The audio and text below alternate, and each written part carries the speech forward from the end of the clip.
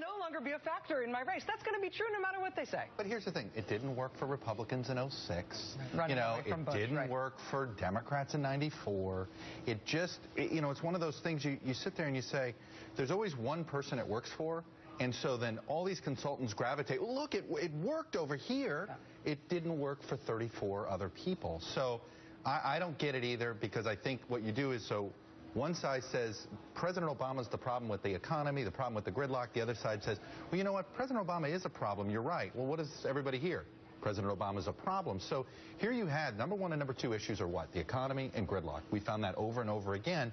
Republicans handed the people that didn't like the gridlock President Obama, and Democrats said, well, we're going to go after this niche voting group. We're going to forget this niche voting group. We're going to forget this niche voting group. And where was the message? And right? Where was the cohesive? Where was the cohesive? Can I ask a question of India? We talk all the time.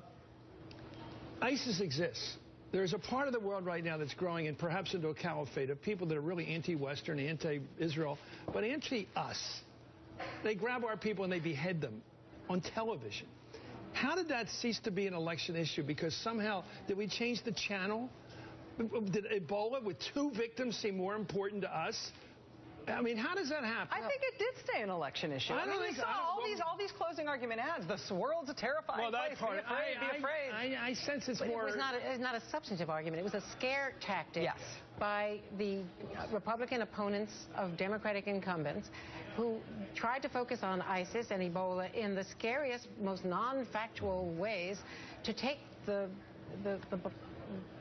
eye off. Where's the debate about the real ISIS? issues, which were the economy. But the Democrats were dumb enough to not say, let's talk about the economy. Right. Not only that, they didn't even have, but they didn't engage in the conversation. Republicans had a strategy here for 18 months. They're going to nationalize this election. They thought it was going to be health care. The issue kept changing. But they had a strategy. They're going to nationalize this election. They're going to do it. They see that they've got a map that's their direction. They're going to nationalize it. This is about getting Republicans out. So they found ways to do it. And they kept, the issue is immigration this week, fine. We're going to make that a national issue. If it's ISIS, fine. If it's Ebola, fine. And then the Democrats, again, just got caught up in their, I think, this is not a case where the sum is greater than the parts, and they only focused on the parts. They tried to make every...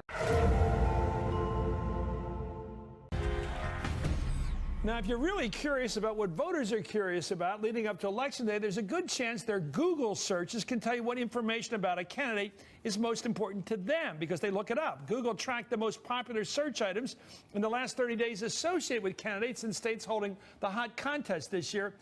Here's what they're looking for. Most of the people are rational. They want to know the voting record of the candidates. They want to know their age for some reason, even when they're old or young. And they want to know their net worth. That tells me a lot about the issue of class arguments over wealth and who do you trust. When searching for Republican Scott Brown, however, he's up in New Hampshire, another popular search item was, you'll love this, centerfold. And that referred to Brown's, there he is, 1982 spread in Cosmopolitan magazine. When searching for Brown's Democratic opponent, however, different story there, Senator Jeanne Shaheen, a top search item was Hillary Clinton.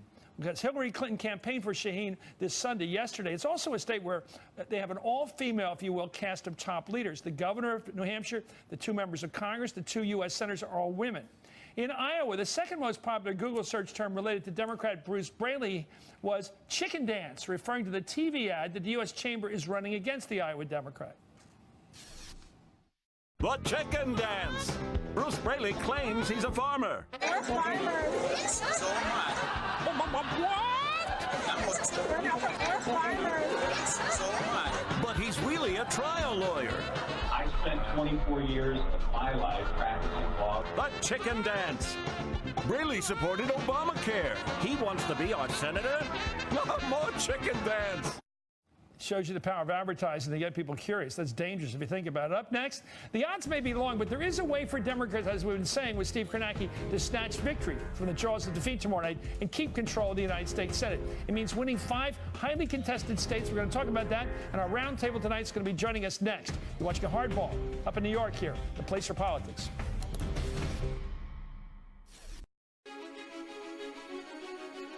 These are the last moments of a midterm slugfest. It is really important that we regain control of the Senate. They're really running against the president, aren't they? This is the last word on a campaign to shake up the U.S. Capitol and state capitals across the nation. South Carolina. In the state of Ohio. Texas. This is the last election to shape his final 2 years in office. And they will try to divide us, and they'll try to distract you. Don't buy it.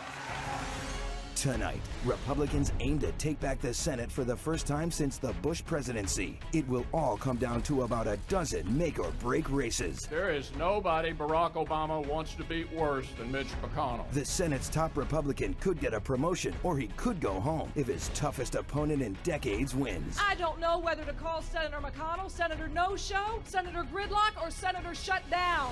It's a night of razor-close contests. I don't think Scott Brown really understands New Hampshire. You see on her sign, she's putting New Hampshire first. Since when? Colorful personalities. I grew up castrating hogs on an Iowa farm. Bitter grudge matches.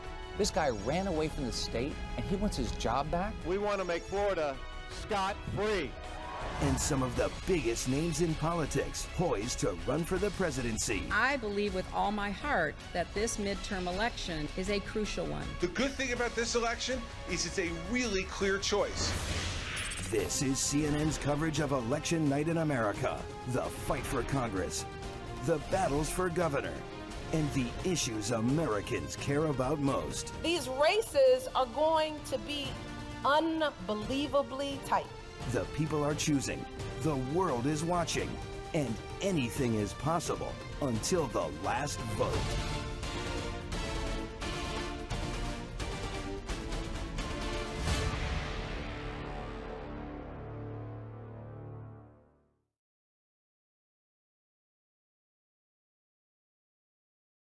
Evening to you. We're going to use our technology. We'll use our graphics to try and set the table for folks at home and let you know how you can follow throughout the night. This is the starting number now for the United States Senate. Democrats with 2 independents voting with them at 55, Republicans now at 45. So if we go to the maps here and put a little scenario into motion about what we think may happen at the moment now, right? 55-45.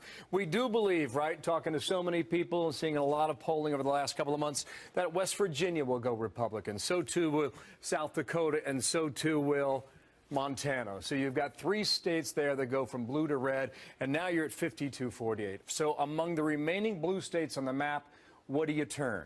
Is it Iowa, possibly, where Joni Ernst is running a good campaign? Is it Colorado, where we're seeing the returns now from early voting, the mail-in out there, which have been impressive for Republicans? That puts you at 50-50. Maybe it's Arkansas down here. Maybe